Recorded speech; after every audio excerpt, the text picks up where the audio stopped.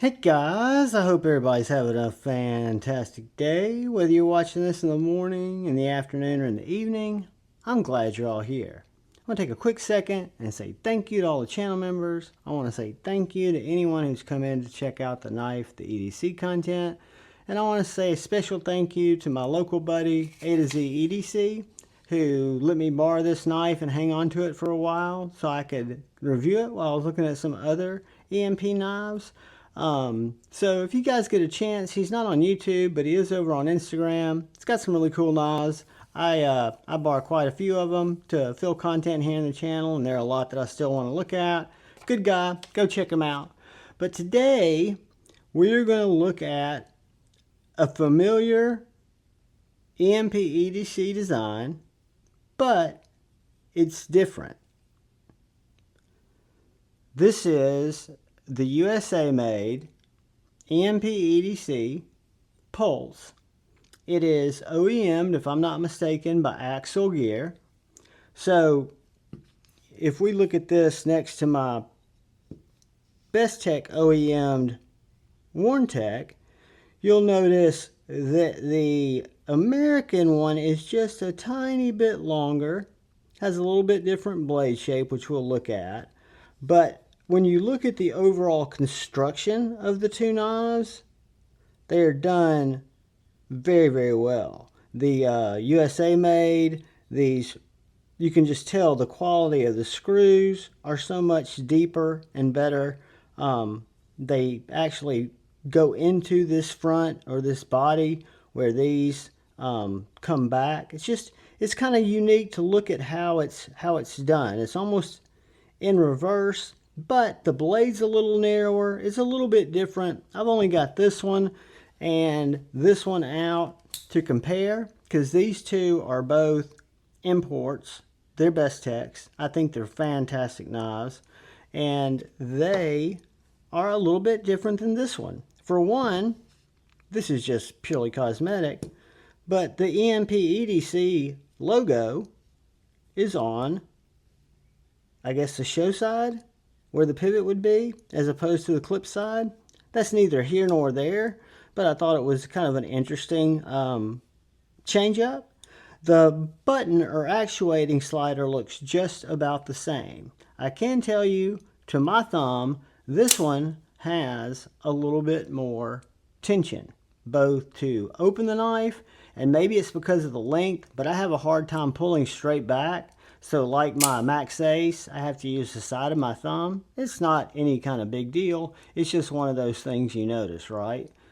So I was never a huge fan of out the front automatics until I got my first Puls, because it had such a usable blade shape. The American Made Pulse, you'll notice it has a narrower blade,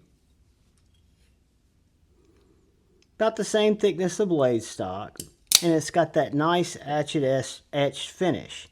It is in Magnacut, and it is a very unique tanto shape. It's a flat grind, not a hollow, but you've got this compound grind. This knife, I look at it as designed to be a piercer because of that tip, but it definitely cuts. The front tip has bite, but its main point is for piercing, right? That's why you've got that very gradual tip. You can use it for detail cuts, but they're better knives for that. I look at this as a nice EDC blade that's a great tactical knife should you need it to be. Self-defense wise, it's very low profile. It carries in the pocket very well. You've just got this small rectangle, goes in and out of pocket like a dream, like nobody's business, and is just gorgeous. Let's do a couple of quick close size comparisons to a couple of knives.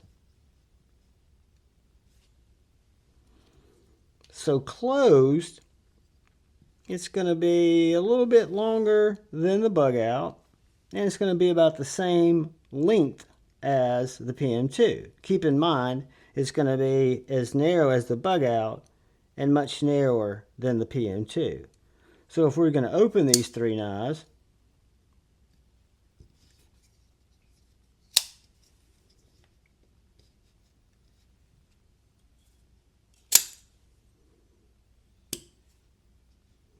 it's going to come in right above the Benchmade bug out, about the same distance below the Paramilitary 2. So if we get out our handy dandy tape measure, and if I can read it somehow correctly, we will see that this knife weighs in right like 8 1/16, right over 8 inches overall. I'm going to call it 8 1/16. The blade length on it is going to come in right at 3 1/8 with a cutting edge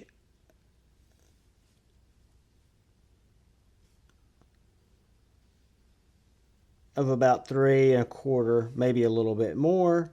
The handle length comes in to the top part here at 4 1/4.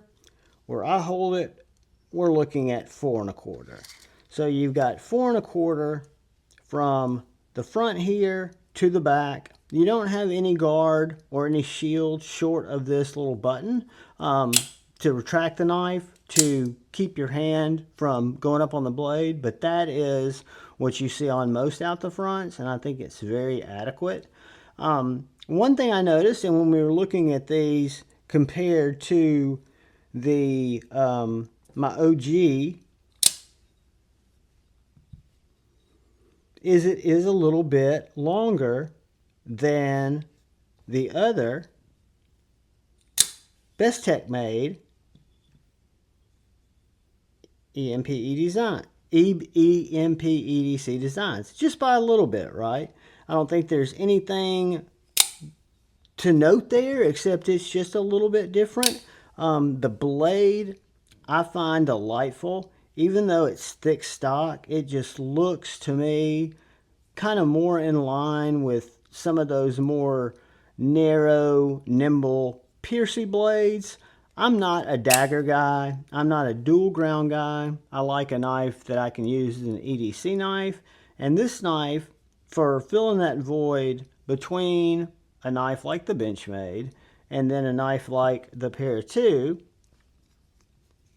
but keeping a much lower pocket profile, but still giving you 3 1/4 inches of blade to work with, to me, I think that's just excellent. And before, like I said, if I have anything I can pass along wisdom-wise or fluke-wise, is keep an open mind. There was a time I would never consider an out-the-front knife. There was a time in my collection, and this has all been in 3 years, that I would never consider a fixed blade knife. There was a time in my collecting where I wouldn't consider a slip joint knife. So if you keep an open mind and you get opportunities to try things and you try them, you might find things that you really, really like or that you find very pleasing that you would have never given another look to.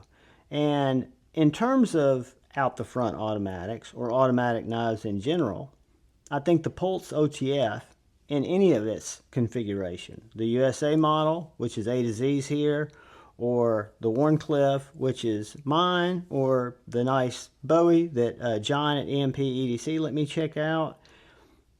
Any of those classify kind of as my favorite automatic knives. I've got a lot of out the sides.